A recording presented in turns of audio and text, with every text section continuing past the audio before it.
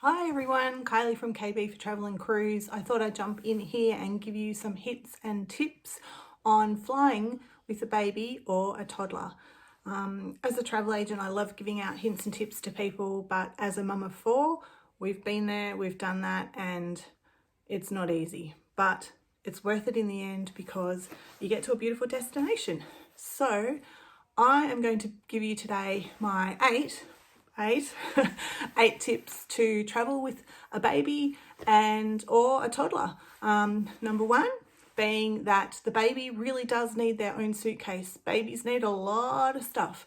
So obviously you need to take your nappies, your wipes, changes of clothing, perhaps change tables, toys, the list goes on. We just pack all the baby stuff in the baby suitcase so that we know exactly where it is and where to get things from. I don't like buying nappies overseas because I find that the quality is not as good as in Australia. So I find it best just to take our own. It's so much easier.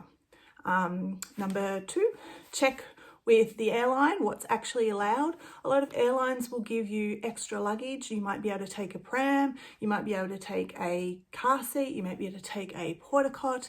A number of things are often allowed and are free. You may need to pay extra on some airlines, but it's best to check what you're allowed and to take what you think will be good to use. Number three is only take on board what is necessity. It's best to have your hands free, carry the baby in a sling if possible, and just take things like spare clothes in case there's a blowout. We don't want that situation happening and we need spare clothes just in case. Obviously nappies, food, entertainment, everything possible that you can think of, but the bare necessities. Obviously don't take just one nappy because you never know when you might need 2, 3, 4. Might be the best option to have a few in stock. I also take baby Panadol just in case, you never know. It's always just safe to have some on hand. Tip number 4 is secure your seats in advance. Often on flights you can get the very front at the bulkhead where there's a bassinet, so it's best if you can get that seat because then you don't have to have the baby on your lap for the whole way. Babies under 2 can travel on your lap and you don't have to pay the full amount for them to go on board, and if you can get the bassinet, well, that's extra space that will obviously be welcomed. Probably babies after about 6 months will be on the border of fitting into those things. They're not the biggest, but just to have the space is a bonus, which is great. Tip number 5 is feed them on the way up and feed them on the way down. Obviously everyone knows about the ear pressures that you get in flights, so it's been researched that the best thing to do is to feed the baby going up, feed the baby coming down to make it easy for their ears to adjust. If it's not a young baby, perhaps you can just get them to drink some water or even suck a lollipop. Our kids often just suck eucalyptus lollies and they find that helps with their ears, so that's what we do. Tip number 6 is don't book night flights if you can avoid them. Obviously, sleep is something that we all need and we all want and we all crave when we have a baby, but we can't guarantee that our baby is going to sleep on a night flight. So I would rather take a day flight, feel a bit more refreshed myself when I arrive at the destination, than to be struggling with lack of sleep and feeling terrible when we first arrive at the destination. We once went to Hawaii on a night flight and our daughter just did not want to sleep for the whole 10 hours. She pretty much screamed. It was so embarrassing, but we got there and we felt terrible and we pretty much had to sleep for the first day and were just thrown out of kilter. So best to avoid night flights if you can. Tip number 7 is entertainment.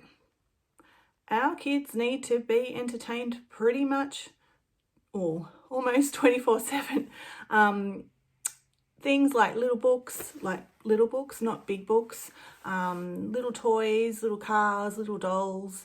If you can just get a Ziploc bag full of anything from the $2 shop, crayons, dolls, jacks, anything you can think of really, keys that shake, that will keep them entertained. They just need something, they might chuck it, doesn't really matter, it's from the $2 shop. So just take as much little things as you can to keep them entertained on the flight. They'll probably just want to annoy you anyway, but at least you have some things on hand to keep them entertained, keep them busy, and keep them occupied until you get to the destination. My last tip number 8, is always book a transfer when you arrive into another country. It is not great arriving into a country, having to figure out how to get to your hotel, where to find the taxi rank, gather up all your baggage, feeling terrible, trying to get the kids under control.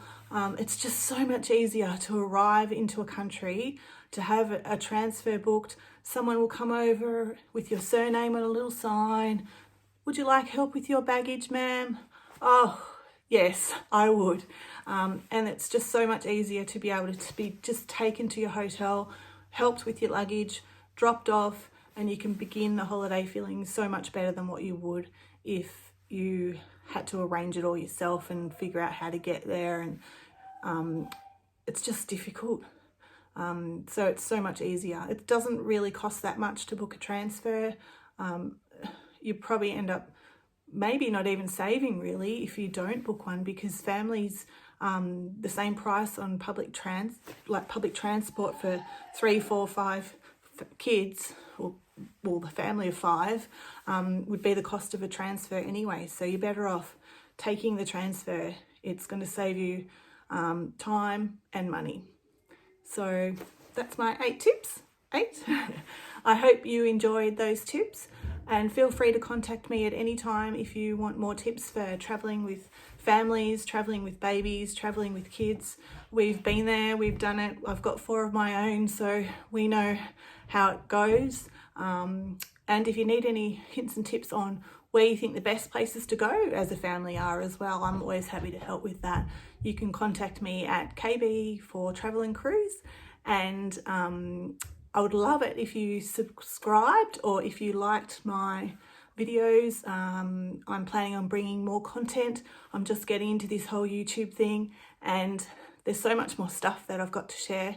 So I will see you in the future. Thanks for joining me.